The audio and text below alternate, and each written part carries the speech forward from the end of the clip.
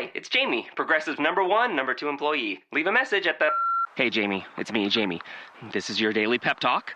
I know it's been rough going ever since people found out about your a cappella group, Mad Harmony, but you will bounce back. I mean, you're the guy always helping people find coverage options with the Name Your Price tool. It should be you giving me the pep talk. Now get out there, hit that high note, and take Mad Harmony all the way to nationals this year! Sorry, it's pitchy. Progressive Casualty Insurance Company and Affiliates. Price and coverage match limited by state law. Blog Talk Radio.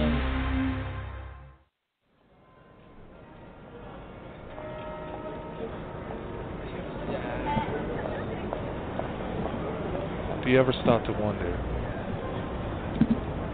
if people really knew the truth about what was going on in the world,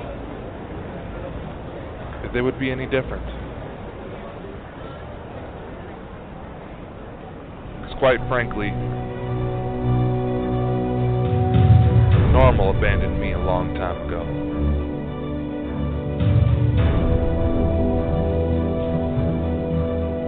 My name is Dakota Frandsen. I am the specialist of the strange and fucked up.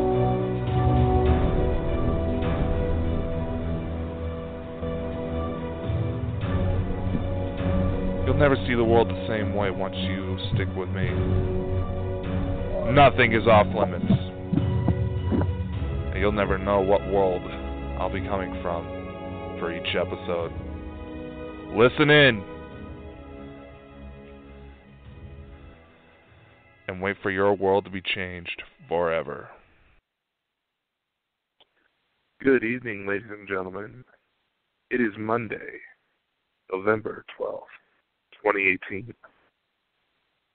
I know I said I wasn't going to present myself again until this Friday. That show is still... But everything is still happening on schedule. I just decided to air this broadcast while the topic was still fresh in my mind. Considering it part of the Strange Truths series, because it'll hopefully help explain some of my stances when it comes to science and the occult. I was inspired to do this episode based on some information that the science communicator I follow presented in one of his episodes. His name is Kyle Hill on Because Science. You can check out his videos on YouTube. Mr. Hill, his origins weren't too different from mine. Trying to use science to explain off paranormal activity. And I've gone through some of his work. Early articles that he wrote on the subjects. Realized he made a point. And I felt that, because anyone who's known me long enough has known that I've always been a big science nerd, where I even looked into opportunities to potentially go into space. However, being that I'm standing 6'7" and NASA apparently doesn't have that much of a big and tall, those opportunities got shot down. Just thinking. And this honestly hasn't been a question I have received since I started. That if I am such a man of science, how can I believe in such things as the supernatural when mainstream science tries to shoot down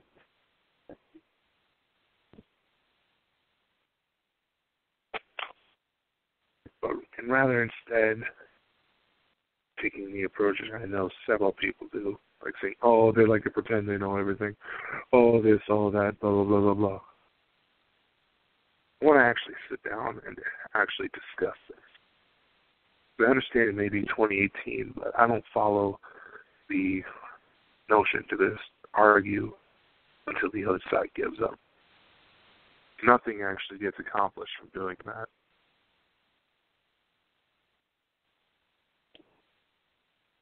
And you may wonder, how in the heck can something like ghosts, ESP, reincarnation, some might even try to throw in subjects like Bigfoot, the Loch Ness Monster, how in the heck can something like that exist?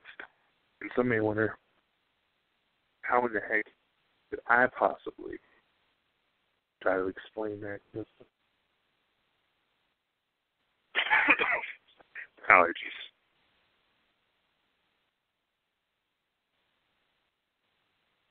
It is my personal stance that every claim has some sort of truth to it. And that doesn't just limit to the supernatural. Now, of course, truth might be that something got misconstrued along the way, like how unicorns are believed to actually have been a species of rhino that actually was just proven to have coexisted in times of human civilization through fossil records.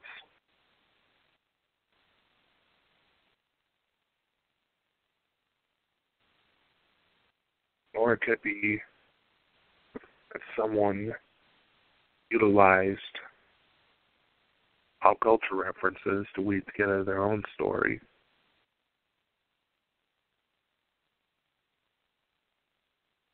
Point is, it's always been my belief that there's truth to just about everything.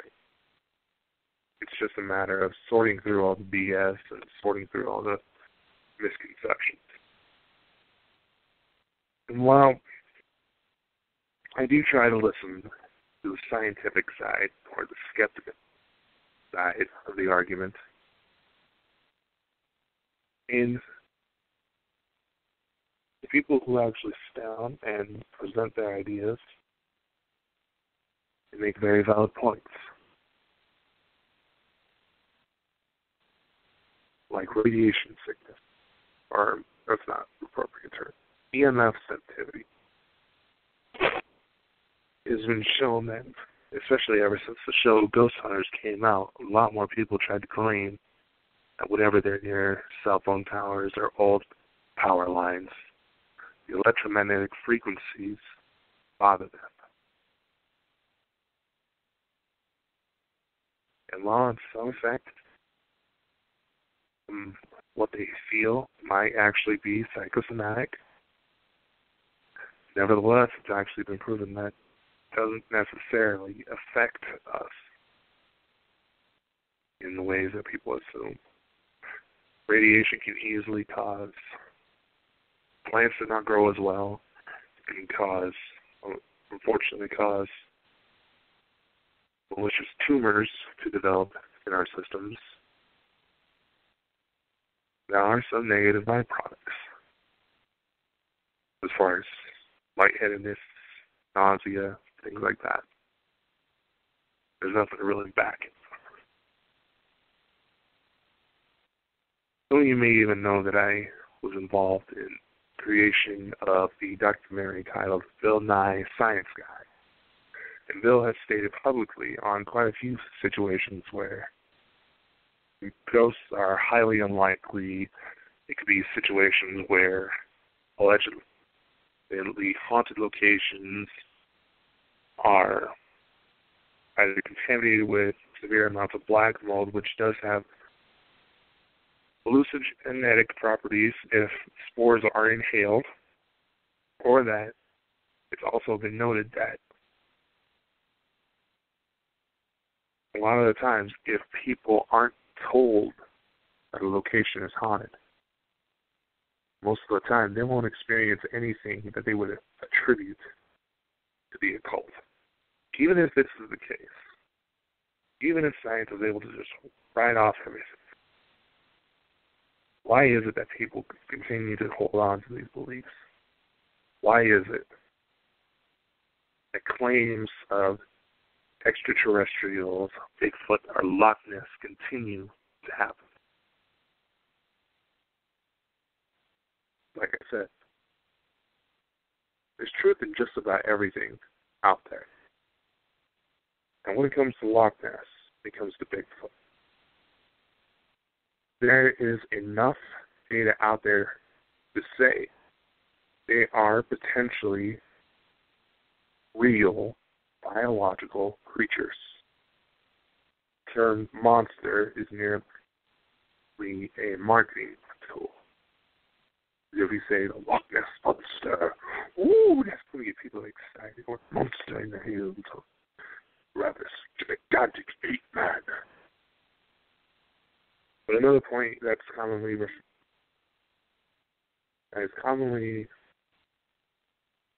I'm losing my footing here.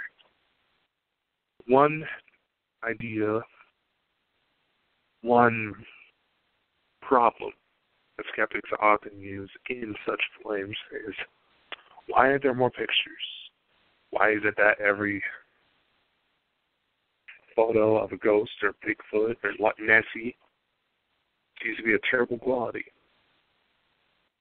And another one, when it comes to more Nessie and Bigfoot, Yeti, and all of those, why aren't there any bodies? That's another thing. I have heard some claim that Bigfoot actually buries their dead. Because for how long sightings have occurred, to even believe that Teddy Roosevelt may have shot at Bigfoot at one point when he was camping in an area that's not too far from here in Idaho, actually. And as for Loch Ness, I've personally been out there and I made tabloids back in March on my own Nessie sighting. The water there, not necessarily polluted, but the minerals make it very hard to see when you're underwater. In fact, some sonar systems even have trouble going through the water because it is so thick. Even on the clearest of day, which I was lucky to have while I was there, the weather was so nice that the locals said that it was actually kind of concerning. Our tour guide said, "Oh, this is not real Scottish weather. It's usually dark and gloomy and rainy and depressing. I hope we get a little bit of rain for you to see actual what it's really like here in Scotland." But even with such a large creature, under the most ideal of circumstances, you couldn't really see anything on the clearest of day unless it was just right at the surface, barely under the surface. As for why no Nessie bodies have been reported, hard to say, really. Could it be that, like cats, some domesticated animals, they tend to hide when they start to feel uneasy, like they feel as if their time may be running out. Wherever they're hiding, the body just doesn't surface. It'll be interesting because I do know that there is a genetic research project going on with Loch Ness that is collecting water samples from across the body of water, and it's going to run them through a DNA sequencer to see if they can find any DNA samples that don't belong to any known creature that's in that water. And I mean, you have fish, you have seals that are in the area. Some Nessie photos have been quote-unquote debunked. That's just a herd of seals playing around.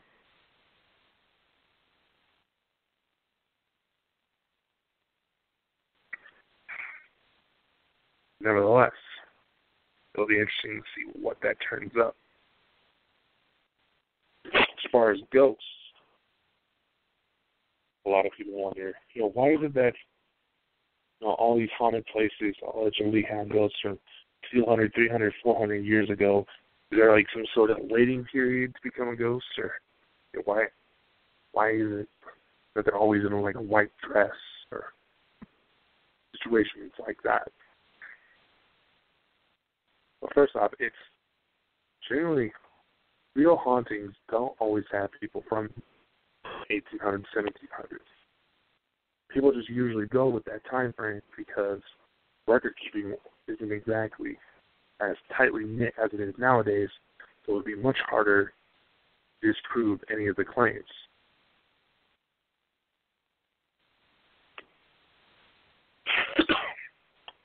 And there's been often they've reported that quote-unquote hauntings can start just moments after someone passes away, depending on the circumstance.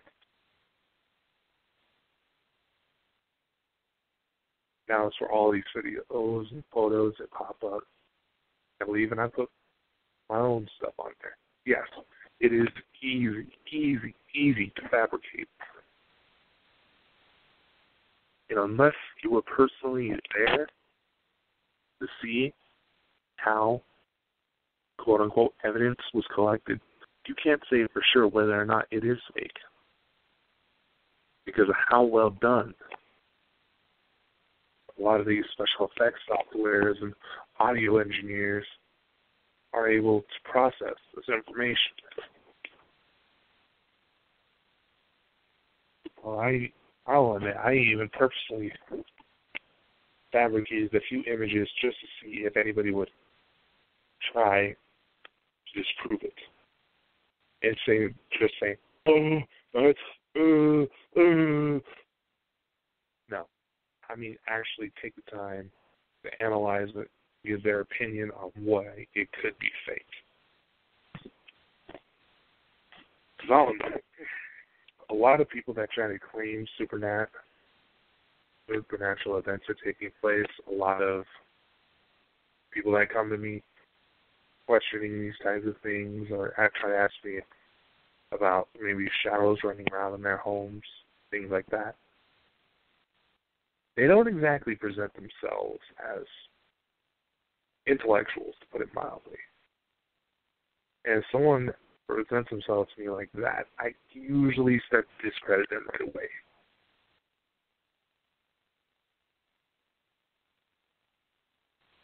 But still, being that I was not there to personally witness things, I can't say for sure what's going on. I can then go in, do the usual run around, set up camera and gear, all that, look at the history on the house, all 9 yards, and find nothing. Or maybe I do find something that corroborates the story. It's hard to say. I've had situations where that happens as well.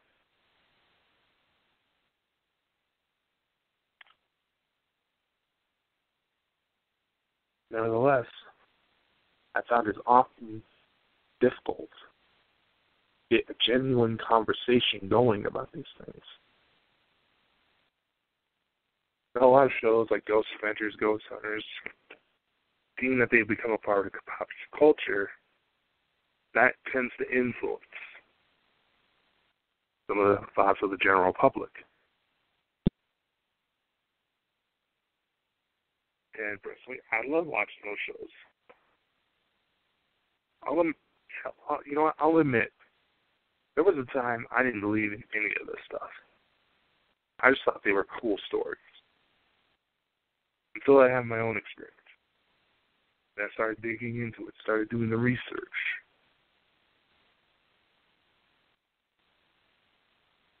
And there's enough here to say that there's something going on. It might not be what people expect. I might be disproven on some of the ideas I've put out. I'll admit that. I'm not always going to be right. I'm only human. But there's too much here to say that it doesn't at least deserve some sort of research. A lot of the science communicators like myself, they were often inspired, by Bill Nye or Carl Sagan. Even though they're quick to deny supernatural claims. I find it funny that the man we all look up to in general has been open to the idea that something like Loch Ness, something how the creature from the age of the dinosaurs could still be running around. A quote that is often tossed around in spirit science pages, circles on social media, a quote by Carl Sagan saying that reincarnation deserves some serious research. And before I did this broadcast, I wanted to do some research of my own to see if it was legitimately from him. Believe it or not, it actually is. It's from his book titled The Demon-Haunted World, in a chapter that he titles The Marriage of Skepticism and Wonder. There's a passage, I'm going to go through about half of it, that goes into detail of Mr. Sagan's perspective on these things. He says that perhaps 1% of the time, someone who has an idea that smells, feels, and looks indistinguishable from the usual run of pseudoscience will turn out to be right. Maybe some undiscovered reptile left over from the Cretaceous period will indeed be found in the Loch Ness or the Congo Republic. Or we will find artifacts of an advanced, non-human species elsewhere in the solar system. At the time of writing, there are 3 claims in ESP field which, in my opinion, deserve serious study. Number 1, that by thought alone, humans can barely affect random number generators in computers. Number 2, that people under mild sensory deprivation can receive thoughts or images projected at them. And 3, that young children sometimes report the details of a previous life, which upon checking turn out to be accurate, and they could have not known about it in any other way than reincarnation. I pick these claims not because I think they're likely to be valid. I don't. But as examples of contentions that might be true. The last 3 have at least some, although some dubious, experimental support. Even Carl Sagan, in my probably horrible impersonation of him, was open to the idea that supernatural was real.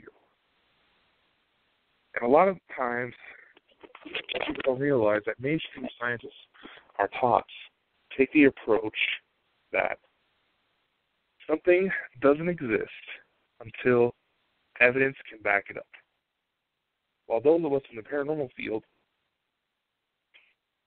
tend to take claims that they are in fact real, but then the evidence slowly works it down where they're not.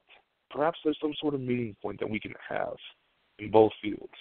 And that's been my approach to this entire thing. I was inspired to believing in such ideas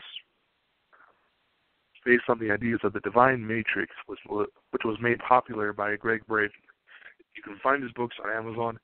If you haven't already, I do encourage you to read them. He does present some interesting ideas that honestly will have to end up as future episodes in this miniseries. But I'm running out of time in order to just talk about them tonight. Point all this. Why do I take the time to explain my stance on these? Well, it's simple.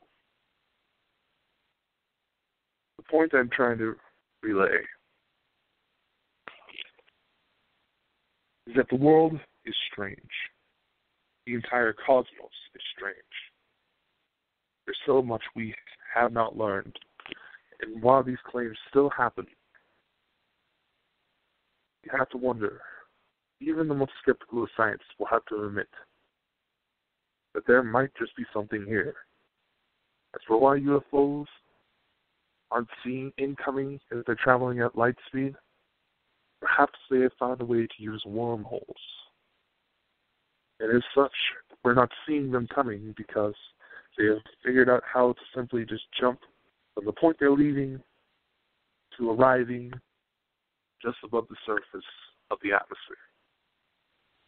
And if they're able to move as fast as they are, not a lot of our technology can register those type of movements. Or at least nothing that's available to the general public. Conspiracy theories say that we've had that technology to create UFO-like machinery for years, at least since the 60s. What can I say? I don't know. I wasn't there.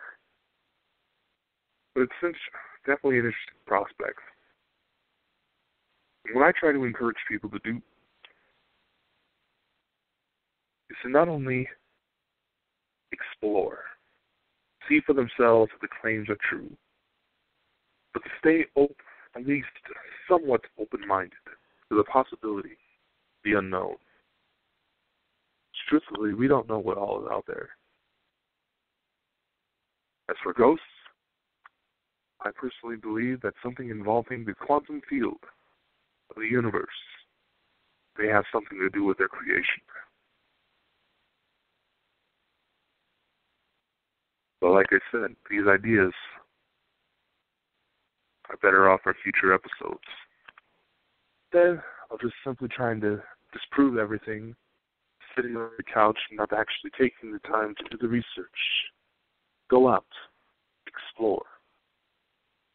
Because what is available on the internet is only what has already been found.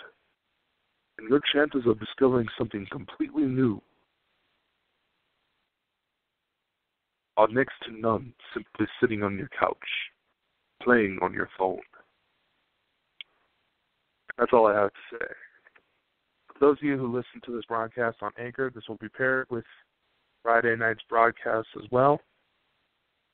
Stay tuned because we're going to have a shift in gears. We're going to start presenting new music, a new opening theme, and so much more. I hope to catch you next time. Tune in this Friday for a special episode of Strange Safety titled, That Ain't Santa Sneaking In. Listen in. I hope that you all have a safe holiday season, and I will see you next time. Goodbye. Till the tears run down from my eyes, Lord, somebody, ooh, somebody, can anybody find me? Somebody to love. Alexa, play hits from Queen. Okay. Somebody to love. Somebody. With Amazon Music, a voice is all you need. Get tens of millions of songs. Download the Amazon Music app today. Point out the colors of you, I see them too, and boy, I like them.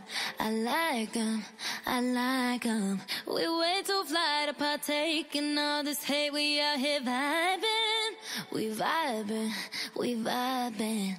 Alexa, play Ariana Grande. Okay.